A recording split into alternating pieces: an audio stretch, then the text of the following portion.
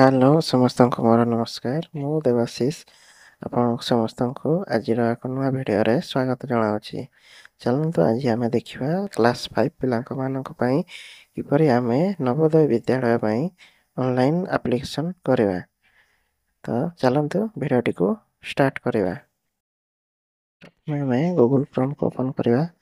तापर आम एठारे टाइप करवा नवोदय विद्यालय समिति। तापर ताको आम सर्च बटन पर क्लिक करवा। देखिए एभलिया पेज टी आसीबो। आम प्रथम वेबसाइट रे आम क्लिक करवा। तापर एठारे तल को स्क्रॉल करी देखिए click here to submit online application for class 6 JNVST 2026 तले लिंक टी अछि। तापर आम क्लिक करवा। तापर नवोदय विद्यालय रो साइट टी ओपन हो जिवो। तो एठारे देखि पातबे कैंडिडेट कॉर्नर रे अछि प्रथम लिंक टी click here to registration for class 6 तापर क्लिक करवा। तापर हमर ऑनलाइन एप्लिकेशन फॉर्म टी हम सामने रे आसीबो। तो एठारे हमें फॉर्म टी को फिलअप करवा। प्रथमे देखंतु कैंडिडेट हैज ऑलरेडी पास्ड और स्टडीड क्लास 5 ताको हमें प्लीज सिलेक्ट देछि 2025-26 पूर्व से पास होती कि नहीं आम से न करवा। तापर candidate applied for junior Navodaya Vidyalaya ताको न करवा। प्रोस्पेक्टस को यस करवा। तापर वेटर डिस्ट्रिक्ट और रेसिडेंट क्लास 5 ताको आम यस करवा। तापर पिलाटी जुलाई 31 2025 पूर्व जदि क्लास 4 रू 5 को प्रमोशन होती तापर यस करवा। तापर आधार यस करिकी आधार नंबर को एठी टाइप कर देवा। आधार नंबर टी टाइप कर सारा परे आमे सबमिट बटन उपरे क्लिक करवा।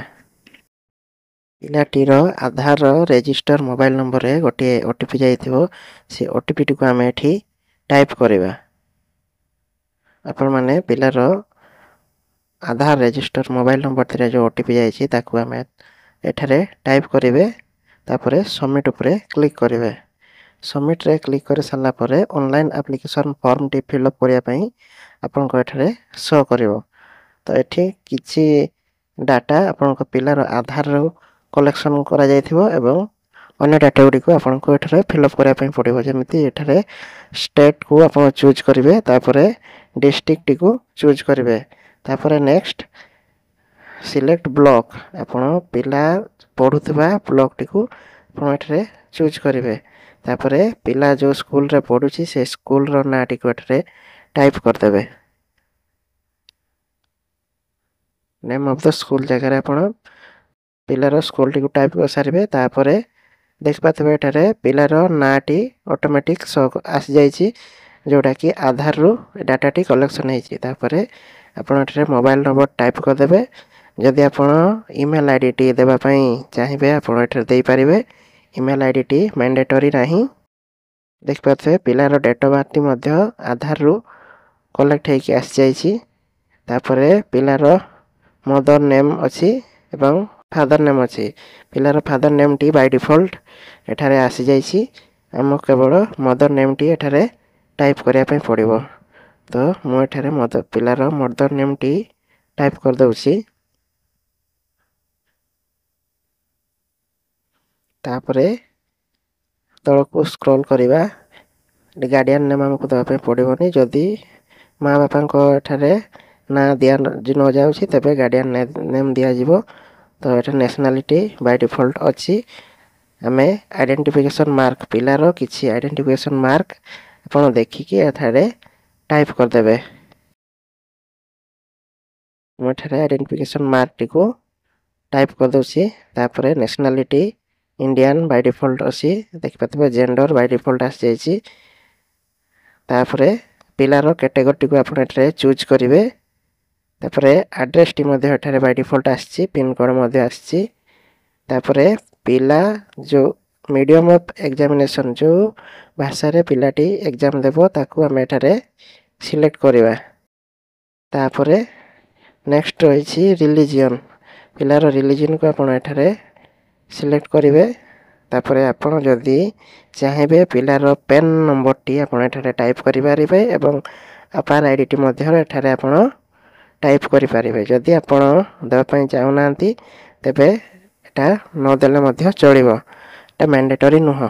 ତାପରେ ପିଲାର ପ୍ୟାରେଣ୍ଟଙ୍କର ଆନୁଆଲ୍ ଇନକମ୍ ଆପଣଙ୍କୁ ଏଠାରେ ଦେବା ପାଇଁ ପଡ଼ିବ, ଯେଉଁଟାକି ମ୍ୟାଣ୍ଡେଟରୀ ରହିଛି।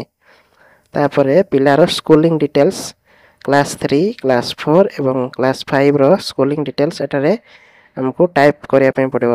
ଏଠାରେ name of the state, district ଏବଂ ବ୍ଲକ ବାଇ ଡିଫଲ୍ଟ ଆସିଯାଇଛି। ଆମକୁ କେବଳ ଭିଲେଜ ନେମ୍ ଏବଂ ପିଲା ପଢ଼ୁଥିବା ସ୍କୁଲ ନେମ୍କୁ ଆମକୁ ଏଠାରେ ଟାଇପ୍ କରିବା ପାଇଁ ପଡ଼ିବ। ମୁଁ ଏଠାରେ ଭିଲେଜ ନେମ୍ ଏବଂ ସ୍କୁଲ ନେମ୍ ଗୁଡ଼ିକୁ ଟାଇପ୍ କରିଦେଉଛି। ପିଲାର ଏଠି କ୍ଲାସ୍ 3, କ୍ଲାସ୍ 4 ଏବଂ କ୍ଲାସ୍ 5 3 ବର୍ଷର ସ୍କୁଲିଂ ଡିଟେଲ୍ସ ଦେବା ପାଇଁ ପଡ଼ିବ। ତ ଆପଣମାନେ ପିଲାର ସ୍କୁଲିଂ ଡିଟେଲ୍ସ ଗୁଡ଼ିକ ଏଠାରେ ଫିଲ୍ଅପ୍ କରିଦେବେ। Next recognise by default recognise ଆସୁଛି।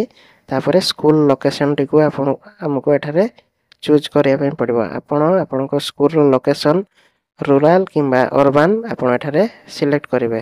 ମୋର ସ୍କୁଲଟି ରୁରାଲ ଏରିଆରେ ଅଛି, ତେବେ ସେଥିପାଇଁ ମୁଁ ରୁରାଲରେ ସିଲେକ୍ଟ କରୁଛି। ତାପରେ month of joining and year of passing ଏସବୁ ବାଇ ଡିଫଲ୍ଟ ରହିଛି, ତ ଆମକୁ ସେଠି କିଛି କରିବାର ନାହିଁ।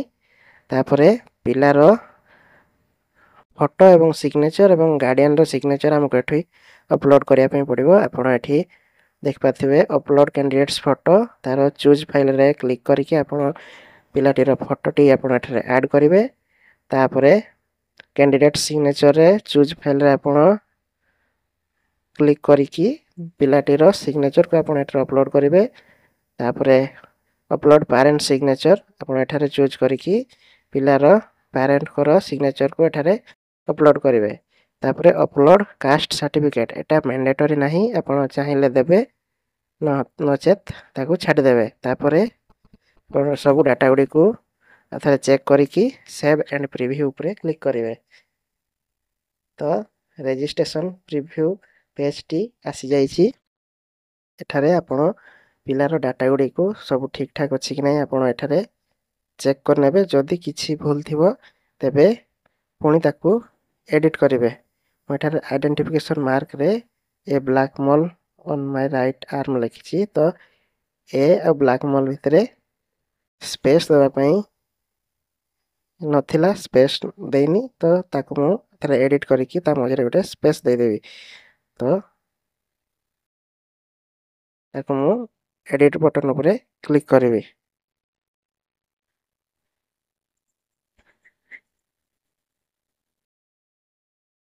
ଯଦି ଆପଣଙ୍କର ଡାଟା ସବୁ ଠିକ୍ ଥିବ ତ ଆପଣ ଫାଇନାଲ୍ ସବମିଟ୍ ଉପରେ କ୍ଲିକ୍ କରିପାରିବେ।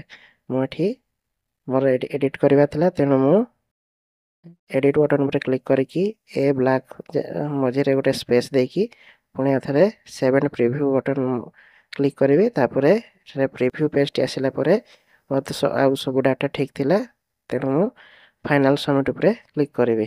ତାପରେ ଗୋଟେ ପପ୍ ଅପ୍ ୱିଣ୍ଡୋ ଆସିବ, ତାକୁ ଆପଣ ୟେସ୍ କରିବେ। ତାପରେ ଦେଖିପାରୁଥିବେ କଂଗ୍ରାଚୁଲେସନ୍ ଲେଖାଟି ଆସିଯାଇଛି।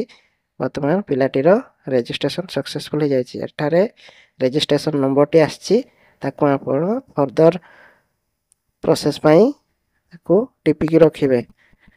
ଆଉ ତା ତଳେ ଥିବା ପ୍ରିଣ୍ଟ ପେଜ୍କୁ କ୍ଲିକ୍ କରିବେ। ଯଦି ଆପଣଙ୍କର ସେଠାରେ ପ୍ରିଣ୍ଟ ହେଉନାହିଁ ତେବେ ହୋମ୍ ପେଜ୍ରେ ଥିବା click here to print registration form ଉପରେ କ୍ଲିକ୍ କରିବେ। ତାପରେ ସେଠାରେ ଆପଣଙ୍କର ରେଜିଷ୍ଟ୍ରେସନ୍ ନମ୍ବରଟି ଟାଇପ୍ କରିବେ। ତାପରେ ଡେଟ୍ ଅଫ୍ ବାର୍ଥଟି ସେଠାରେ ଟାଇପ୍ କରିଦେବେ ଏବଂ କ୍ୟାପଚାଟି ଫିଲ୍ଅପ୍ କରିକି ଆପଣ ସବମିଟ୍ ସାଇନ୍ ଉପରେ କ୍ଲିକ୍ କରିବେ। ତାପରେ ରେଜିଷ୍ଟ୍ରେସନ୍ ଫର୍ମଟି ଏପରି ଭାବରେ ଓପନ୍ ହୋଇଯିବ। ତାପରେ ଆପଣ ଏଠାରେ ପ୍ରିଣ୍ଟ ଅପସନ୍ ଅଛି, ଗୋଟେ ପ୍ରିଣ୍ଟ ଲେଖା ହେଇଥିବ, ତାପରେ ଆପଣ ଏଠି କ୍ଲିକ୍ କରିବେ।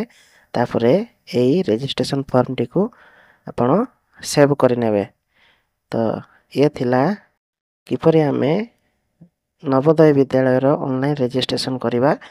ତାର ଫୁଲ୍ ପ୍ରୋସେସ୍। ତ ଏହିପରି ଭାବରେ ଆପଣ ଆପଣଙ୍କ ପିଲାମାନଙ୍କର ନବୋଦୟ ବିଦ୍ୟାଳୟ ପାଇଁ ଅନଲାଇନ୍ ରେଜିଷ୍ଟ୍ରେସନ୍ କରିପାରିବେ। ଭିଡ଼ିଓଟିକୁ ସମ୍ପୂର୍ଣ୍ଣ ଦେଖିଥିବାରୁ ସମସ୍ତଙ୍କୁ ଧନ୍ୟବାଦ।